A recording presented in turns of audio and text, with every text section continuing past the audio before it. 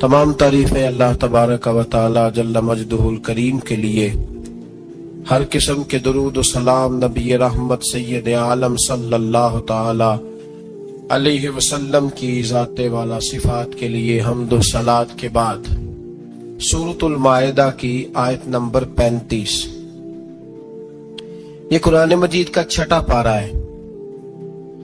अल्लाह तबारक व तआला ने इरशाद फरमाया, या अय्युहल्लज़ीना आमनुत्तकुल्लाह, ऐ ईमान वालो अल्लाह से डरो, वब्तगू इलैहिल वसीला, और उसके रास्ते में कोई वसीला तलाश करो।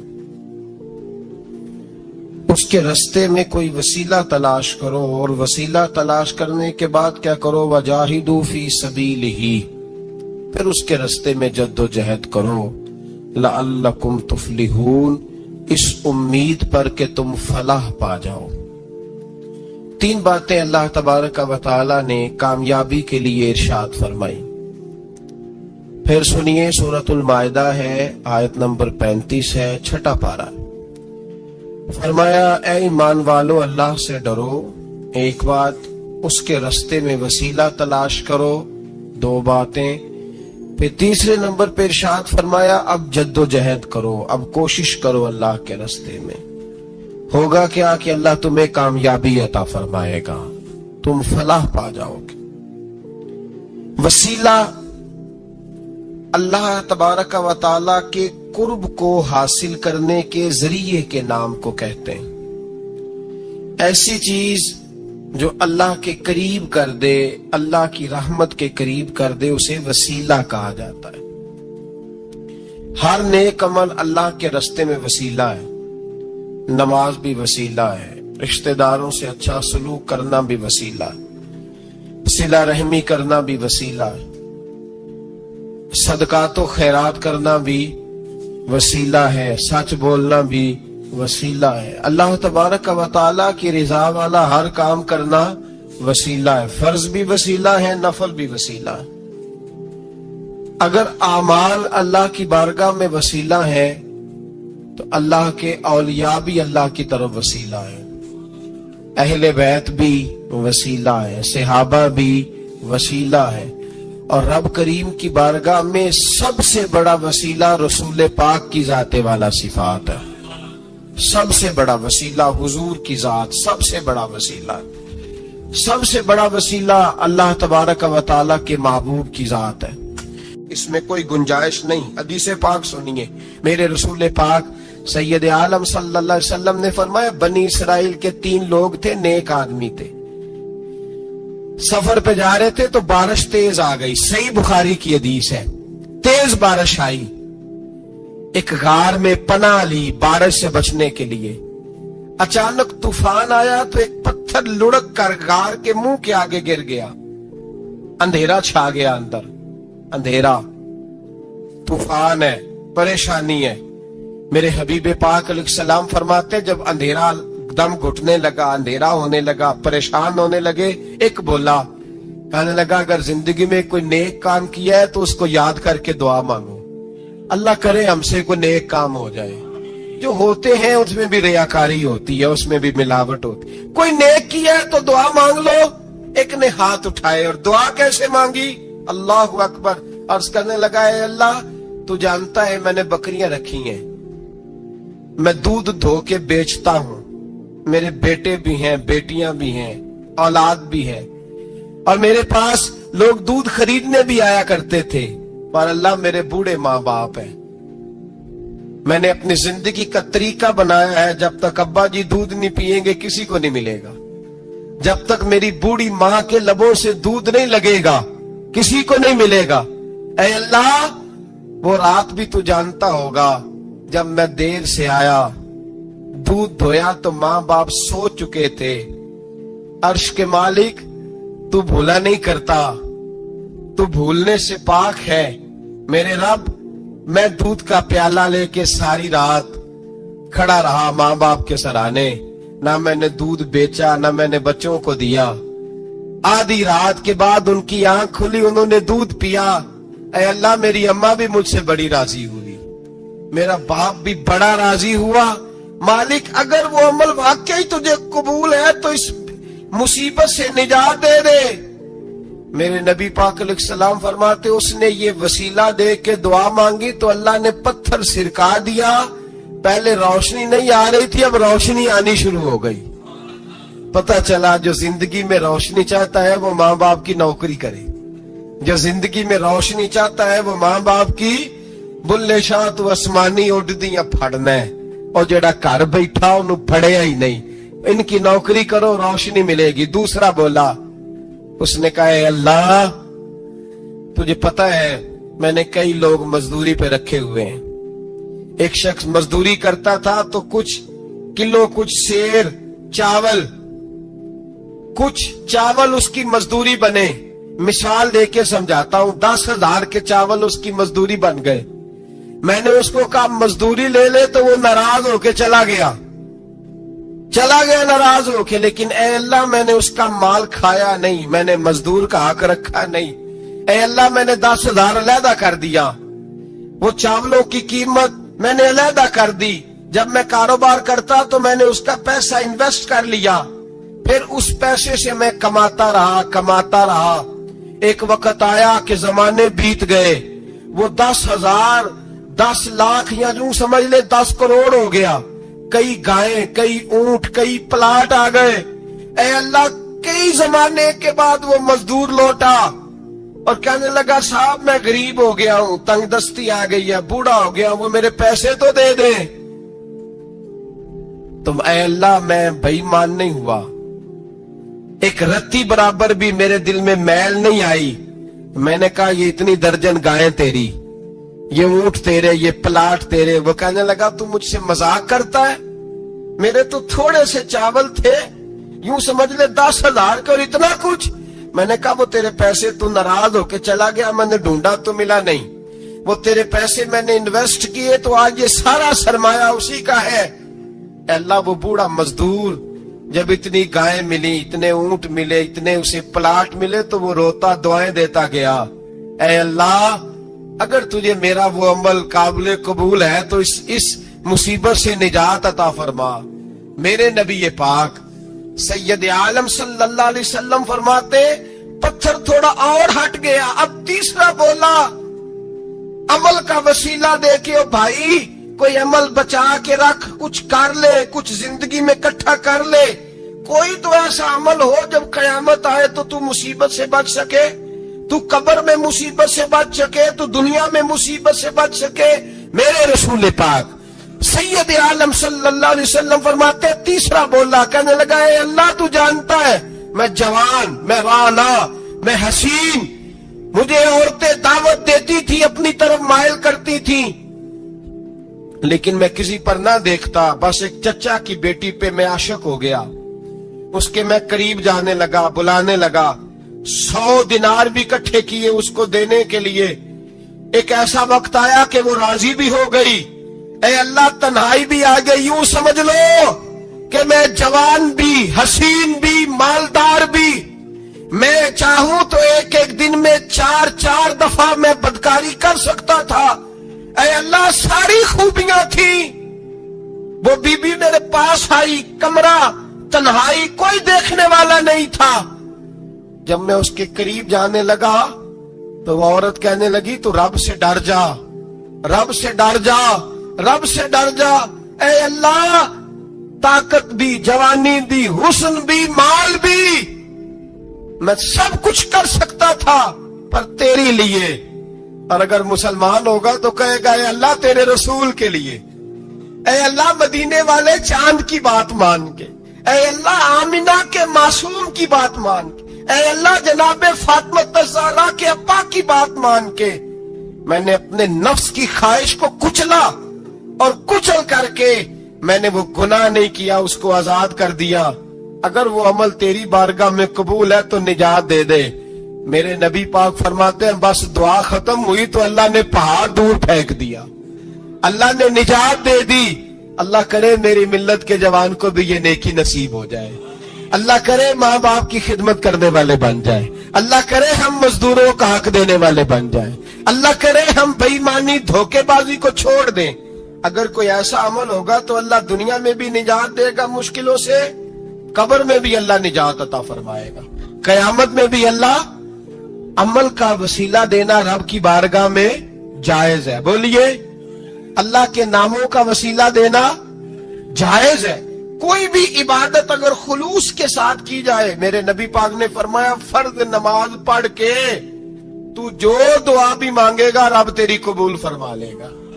فرض نماز پڑھ کے جو دو دعا بھی مانگے گا اللہ تیری، اس کا مطلب ہے اعمال کی برکت سے اللہ دعائیں قبول کرتا ہے، اللہ دعائیں قبول۔ بس پھر وہی دعا کرتا ہوں اللہ ہمیں خلوص والے عمل کی توفیق عطا فرما۔ اچھا یاد رکھیے گا، مظفر وارسی کہا کرتے تھے کہ چلے نہ ایمان دو قدم بھی اگر تیرا ہم سفر نہ ٹھہرے۔ یا رسول اللہ اگر آپ کو ساتھ نہ لوں تو میرے ایمان کی گاڑی دو قدم بھی نہیں چل سکتی۔ اور حضور قبر حشر آخرت تو وسیلہ علیحدہ چیز ہے نا، میں تو زندگی کے شب و روز گزارنے کے لیے آپ کا محتاج ہوں، آپ کے بغیر، آپ کی سنت و شریعت کے بغیر میری زندگی بھی نہیں گزرتی۔ کہنے لگے چلے نہ ایمان دو قدم بھی اگر تیرا ہم سفر نہ ٹھہرے اور تیرا وسیلہ دیا نہ جائے تو زندگی معتبر نہ ٹھہرے۔ اور لبوں پہ ایاک نستعین ہے پر میرا اس حقیقت پہ بھی یقین ہے، اگر تیرے واسطے سے مانگوں کوئی دعا بے اثر نہ ٹھہرے۔ نبی پاک بھی وسیلہ ہے، نیک اعمال بھی وسیلہ ہے۔ دو تین قسم کے گروہ پیدا ہو گئے ہیں امت مسلمہ میں۔ یہ وابتغوا الیہ الوسیلہ کے تحت شاہ ولی اللہ صاحب محدث دہلوی رحمت اللہ تعالی علیہ جو امت مسلمہ کے متفقہ امام ہیں، تمام مسالک جن کا احترام کرتے ہیں، شاہ ولی اللہ صاحب نے لکھا ہے کہ وابتغوا الیہ الوسیلہ سے مراد یہ ہے کہ اللہ فرماتا ہے اکیلے نہ آ جانا، کسی مرشد کامل کا دامن تھام کے آنا، ایسے اکیلا نہ آ جانا کہ تیرا کوئی وارث ہی نہ ہو، کسی کا دامن تھام۔ اب دو تین جماعتیں پیدا ہو گئیں، ایک سرے سے قائل ہی نہیں وسیلے کے، وہ کہتے ہیں جی نماز کا وسیلہ دے لو، روزے کا وسیلہ دے لو، حج کا وسیلہ دے لو، نبی پاک کا نہ دینا۔ وہ خدا کے بندو نماز کا وسیلہ دینا درست ہے، میں نے شروع میں کہا کہ یہ بھی وسیلہ ہے، لیکن نماز پتہ نہیں قبول ہے کہ نہیں قبول۔ روزے کا وسیلہ دینا درست ہے پر پتہ نہیں وہ قبول ہے کہ نہیں۔ حج کا وسیلہ دینا حرج نہیں، دینا چاہیے، لیکن پتہ نہیں ہمارے حج ٹوٹے پھوٹے ہیں، قبول ہے کہ اس رسول کا وسیلہ کیوں نہ دیں جو ہر حال میں اللہ کی بارگاہ میں قبول ہی ہے، ہر حال میں اللہ کی بارگاہ میں۔ بلکہ اعلیٰ حضرت فرماتے ہیں بخدا خدا کا یہی ہے در، نہیں اور کوئی مفر مکر، جو وہاں سے ہو یہیں آ کے ہو، جو یہاں نہیں تو وہاں نہیں۔ تو یاد رکھیے گا نبی پاک کا وسیلہ سب سے معتبر وسیلہ ہے۔ اب لوگ اس جھگڑے میں پڑ گئے اور جتنی جتنی تعلیم عام ہوتی جاتی ہے لوگ دروازہ رسول سے دور ہوتے چلے جا رہے ہیں، بجائے اس کے کہ محبت رسول بڑھتی، نبی پاک کا قرب بڑھتا اور ہم بھی بادشاہ لوگ ہیں، جس مرضی کی بات ہم سننی شروع کر دیتے ہیں۔ اور خدا کے بندو سنو، زندگی نبی پاک کے بغیر نہیں گزر رہی تو قبر حشر میں حضور کے بغیر کامیابی کیسے ہوگی؟ یاد رکھیں اور سمجھیں اس بات کو، اور اپنے عقیدے کو پہاڑ سے زیادہ تگڑا بنائیں۔ اس میں کوئی شک نہیں کہ نیک اعمال بھی وسیلہ ہیں، پر بھائی مجھے تو اپنی نماز پر اعتبار نہیں، اس لیے کہ میں خلوص سے پڑھتا ہی نہیں۔ کئی جگہوں پہ کمی محسوس ہوتی ہے، کئی جگہوں پہ نقص محسوس ہوتے ہیں۔ روزے رکھے ہیں، ہمیشہ سے رکھ رہے ہیں، لیکن کوئی ایسا مان اور بھروسہ نہیں کہ بخشوائیں گے۔ حج اللہ تبارک و تعالیٰ توفیق دیتا ہے، ان لوگ جاتے ہیں، ہمیں بھی اللہ نے موقع دیا، ہم بھی گئے ہیں، دعا فرمائے اللہ بار بار بلائیں۔ لیکن گزارش یہ ہے میرے بھائی سمجھ لیں کہ یہ چیزیں ہماری نظر میں کرتے ہیں، اللہ تبارک و تعالیٰ انہیں سبب رحمت بنائے گا، لیکن ہمیں اس پر کوئی مان، کوئی تکبر، ہاں اگر بھروسہ ہے تو ذات رسالت ماں پہ بھروسہ ہے۔ نہ تیگو تیر پہ تکیے، نہ خنجر پر، نہ بھالے پر، بھروسہ ہے تو ایک سادی سی کالی کملی والے پر، نبی پاک صلی اللہ علیہ وسلم کی ذات پر۔ اب لوگ خشک زندگی گزارنا چاہتے ہیں، خشک سی نماز، اور بس جی بس نماز روزہ سیدھا کرو، یہ ہمیں کہاں لگایا جا رہا ہے۔ ہم خود بھی آگے نہیں جانا چاہتے، حالانکہ ہم نے وسیلے بنائے ہوئے ہیں۔ کئی لوگوں نے ایم پی اے وسیلہ رکھا ہوا ہے، ایم این اے وسیلہ رکھا ہوا ہے، یار 15-20 وسیلہ رکھے ہوئے ہیں، بلکہ امیر لوگوں سے سلام دعا رکھی ہوئی ہے۔ کس لیے؟ روز دعوتیں پکتی ہیں ہوٹلوں میں، یہ سارے وسیلے ہم نے بنائے ہوئے ہیں۔ عجیب معاملہ ہے، دنیا داروں سے وسیلے ہیں لیکن رب کریم کے بندوں سے ہم نے تعلقات نہیں رکھے۔ مزارات پہ جانا، اولیاء کی بارگاہ میں جانا، رب کریم کے بندوں سے پیار کرنا، صحابہ سے محبت کرنا، اہل بیت سے پیار کرنا، نبی پاک پہ درود پڑھنا، دنیا داری کا ہمیں پتہ ہے ہم نے کیسے بیچ میں سے بچ کے نکلنا ہے، ہمیں کس چیز کی حاجت ہے، دعوت پہ بلانا ہے تو کس کس کو چھانٹی کر کے بلانا، یہ سارا ہمیں پتہ ہے۔ جب شادی ولیمے کے اور سالگرہ کے اور عقیقے کے کارڈ لکھے جا رہے ہوتے ہیں تو پتہ ہوتا ہے اس کو رہنے دو، اس کو آنے دو، اس کو مس کر دو، اس کے بغیر گزارا نہیں۔ ان وسیلوں کا سارا پتہ ہے۔ اللہ رسول کے وسیلے کی بات آتی ہے تو ہم بھی فتویٰ پوچھنے چلے جاتے ہیں، ہم بھی تفصیلات پوچھتے ہیں۔ ادھر ادھر نہ جا، یاد رکھ بغیر مصطفیٰ کے تیرا کوئی کام نہیں چل سکتا، بغیر نبی پاک کے تیری زندگی گزر سکتی سوال ہی نہیں پیدا ہوتا۔ یہ وسیلہ ضائع نہ کر بیٹھنا، ایسے کسی کی بات میں نہ آ جانا۔ یہ ایمان ہے، یہ ایقان ہے، یہ لذت ہے، یہ حسن ہے، یہ سرمایہ ہے، کسی جگہ اس میں کوتاہی نہ کر لینا، ایک ذرہ برابر تیرے دل میں نقص نہ واقع ہو جائے۔ یاد رکھنا نیک اعمال بھی وسیلہ ہے۔ اللہ کرے کہ ہمارے عمل ایسے ہوں کہ اللہ کی بارگاہ میں قبول کیے جائیں۔ اللہ کرے کہ ہمارے عمل ایسے، اعمال کا وسیلہ دینا 100% جائز ہے۔ اگر یہ والا وسیلہ جائز ہے تو بتائیے نبی پاک کا وسیلہ جائز نہیں؟ عمل میں تو کوئی کوتاہی ہو سکتی ہے لیکن حضور کی وجاہت میں کوئی کوتاہی ہو سکتی، نبی پاک کی رحمت میں کوئی کمی ہو سکتی۔ ادھر سنو، ایک پہلو ذرا گہرائی سے، ایک بات عقیدے کی، اس کو یاد رکھنا، اللہ کو کوئی بندہ نہ مجبور نہیں کر سکتا کہ ہم نے نبی پاک کو لا کے کھڑا کر دیا ہے تو اللہ مجبور نہیں ہو گیا۔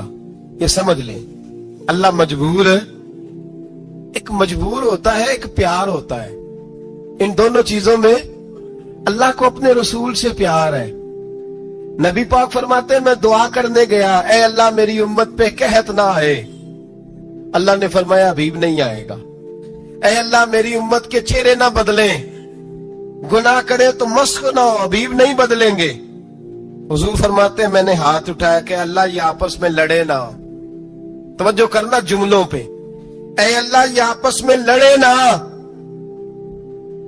اللہ یہ بھی کہہ سکتا تھا حبیب یہ نہیں قبول کرنی دعا، اللہ بے نیاز ہے نا، چاہے قبول کرے اور چاہے، توجہ کرو غور کرو بات پہ، اللہ چاہے تو قبول کرے، چاہے تو، اے اللہ میری امت لڑے نہ، تو یہ نہیں فرمایا حبیب قبول نہیں کرتا، کہ محبوب یہ دعا مجھ سے مانگ ہی نہ، اے حبیب تو دعا مانگ، تو مانگے میں قبول نہ کروں، یہ ہو نہیں سکتا، اس طرح کر یہ دعا مجھ سے۔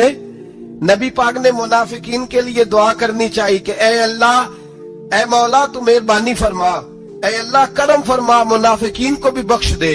تو میرے رسول پاک علیہ السلام فرماتے ہیں رب کریم نے مجھے منع کیا، اے محبوب یہ والی دعا، یہ دعا ہی نہ مانگ۔ یہ دعا اللہ کو کوئی مجبور کر سکتا، لیکن اگر اللہ پیار کرے تو، بھائی دنیا داری کا، چودھری صاحب کا، مولوی صاحب کا، پیر صاحب کا ایک عام مشہور مقولہ ہے، فلاں بندہ آ گیا تھا، اس کو میں انکار نہیں کر سکتا تھا۔ کیوں جی؟ وہ بندوق لے کے آیا تھا، کر دینا تھا انکار۔ فلاں آدمی آ گیا تھا، پھر میں اس کو انکار، اور فلاں بندے کو ساتھ لے آیا تھا، اس کو انکار ہو سکتا؟ کیوں جی؟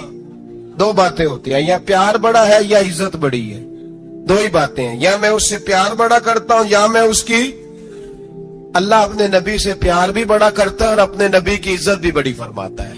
بس یہ سمجھ لے بات. وسیلے کا معنی یہ ہے کہ اللہ اپنے نبی سے پیار کرتا ہے, اپنے محبوب کو اللہ بڑی عزت عطا فرماتا ہے. نبی پاک سید عالم صلی اللہ علیہ وسلم کے وسیلے کا یہ حال تھا کہ صحابہ ہر کام کے لیے دروازہ رسول پہ پہنچ جاتے تھے. پیاس لگی تو حضور کے پاس, بھوک لگی تو نبی پاک کے پاس. حضرت ابو ہریرہ کو حافظہ چاہیے تو نبی پاک کے پاس. کسی کو اولاد کی ضرورت ہے تو وہ رسول پاک کے پاس. کسی کو طاقت کی ضرورت ہے تو وہ بھی نبی پاک کے پاس. ہر آدمی جاتا تھا, انہیں پتا تھا دیتا خدا ہی ہے پر وسیلہ مصطفیٰ دیتا ہے صلی اللہ علیہ. اور حضور نے فرمایا انما انا قاسم, بخاری مسلم میں فرمایا میں تو بانٹنے والا ہوں, میں قاسم ہوں, میں قاسم ہوں. واللہ یؤتی, ہاں عطا کرنے والا اللہ ہے. میں قاسم ہوں اور دینے والا اللہ ہے. صحابہ ہمیشہ نبی پاک کے واسطے سے دعا مانگتے. انہیں پتا تھا اگر تیرے واسطے سے مانگوں تو کوئی دعا بے اثر نہ ٹھہرے. ترمذی شریف, ابن ماجہ, دیگر تمام کتب میں امام احمد نے اپنی مسند میں نقل کیا. حضرت عثمان ابن حنیف کہتے ہیں میں نبی پاک کے پاس بیٹھا تھا تو ایک نابینا صحابی آئے, عرض کرنے لگے یا رسول اللہ صلی اللہ علیہ وسلم میں نابینا ہوں, میرے لیے دعا کریں, اللہ مجھے آنکھیں عطا فرمائے, دعا کریں. اب حضور نے پتا کیا کہا, نبی پاک نے فرمایا دو باتیں, یا تو صبر کر لے یا میں دعا کر دیتا ہوں. صبر کرے گا تو اللہ جنت دے گا, یا تو صبر کر لے یا میں. صحابی بڑے پیارے تھے, کہنے لگے یا رسول اللہ جنت تو اللہ اپنے فضل سے دے گا ہی, میں نے نہیں صبر کرنا, مجھے آنکھیں چاہیے. اور پھر یہاں آ کے صبر کروں, این خزانے کے پاس جا کے صبر کروں, حضور میں نہیں صبر کرتا, اب دعا کریں. نبی پاک نے دعا سکھائی, فرمایا 2 نفل پڑھ جا کے اور 2 نفل پڑھ کے میرے وسیلے سے دعا کر. کیا کر؟ اللہ سے کہہ کہ اللہ میں تیرے پاس تیرے رسول کا وسیلہ لے کے آیا ہوں. اور پھر کہنا یا محمد انی توجہت علیک, کہنا ہے محمد صلی اللہ علیہ وسلم میں آپ کے وسیلے سے اللہ کی بارگاہ میں حاضر ہوں. اور پھر اللہ سے کہنا کہ اے اللہ تو اپنے نبی کی سفارش میرے حق میں قبول فرما. کون سکھا رہا ہے؟ بولیے کس کو؟ بولیے. کہا جا میرے وسیلے سے جا کے دعا کر. حضرت عثمان کہتے ہیں وہ چلے گئے, 2 نفل پڑے, حضور کے وسیلے سے دعا مانگی. فرماتے ہیں وہ چلے گئے پر ہم کوئی نہیں گئے. آپ کیوں نہیں گئے؟ تو صحابہ کا نظریہ بتاتا ہے کہ وہ گئے اس لیے نہیں کہ ہم حضور کا معجزہ دیکھ کے ہی جائیں گے. کہتے ہیں ہم گئے نہیں. تھوڑی دیر گزری تو وہ صحابی جو اندھے گئے تھے جب واپس آئے ہیں تو اللہ نے انہیں آنکھیں عطا فرما دی. گئے تھے تو نابینا تھے, آئے تو بینا ہے. میرے نبی پاک صلی اللہ علیہ وسلم کا توسل, حضور کا وسیلہ خود حضور نے سکھایا ہے, خود نبی پاک نے. اور صحابہ کرام علیہم رضوان اس مزاج پر پورے عامل تھے, عامل تھے. حضرت عمر فاروق صحابہ میں ایک دانشور شخصیت کا نام ہے. علم کے لحاظ سے, عمل کے لحاظ سے, بصیرت کے لحاظ سے, تقوی کے لحاظ سے ایک بڑی انفرادی اور منفرد شخصیت ہے. حضرت عمر کے زمانے میں قحط پڑ گیا, بارش نہیں ہوتی, حالات بڑے دگرگوں ہیں, پریشانی ہے. لوگ سیدنا فاروق اعظم سے پوچھتے ہیں حضور اب کیا بنے گا؟ جو میں نے پہلے حدیث آپ کی خدمت میں عرض کی وہ ترمذی اور ابن ماجہ سے. اب جو حضرت عمر کی روایت عرض کر رہا ہوں یہ صحیح بخاری میں موجود ہے. حضرت عمر فاروق رضی اللہ تعالیٰ عنہ کا زمانہ مبارکہ, قلت آ گئی, قحط آ گیا, بارش شدید ہے, صحابہ پریشان ہے. جناب عمر فاروق رضی اللہ تعالیٰ عنہ سے کہتے ہیں حضور کرنا کیا ہے؟ حضرت عمر پہلے تو خاموش رہے, پھر حضور کے چچا جناب عباس کو بلایا, کوئی بات نہیں کی. جناب عباس کا بازو پکڑا اور کھلے میدان میں لے گئے.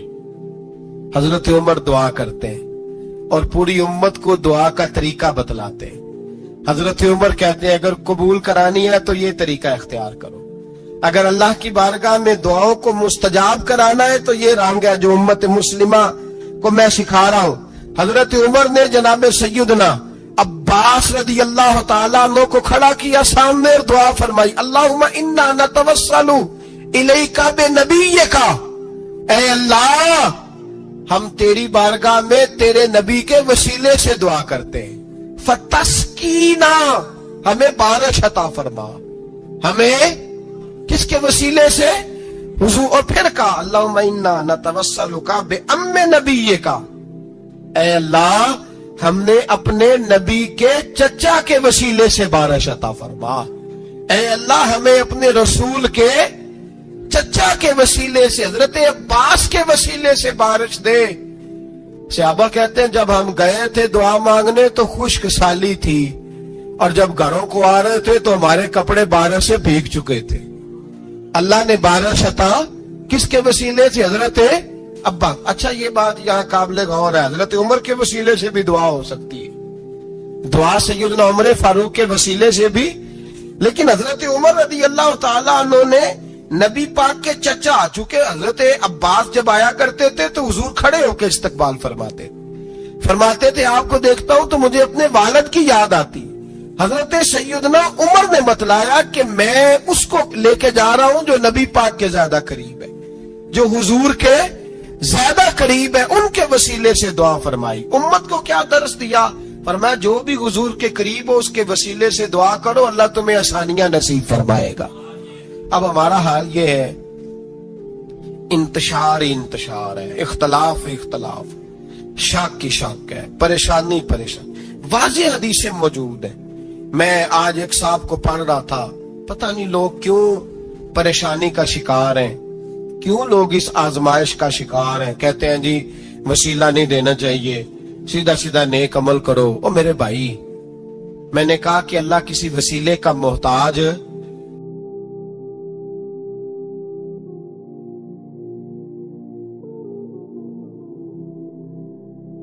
اللہ محتاج نہیں، لیکن اس کی عادت ہے وہ وسیلے کو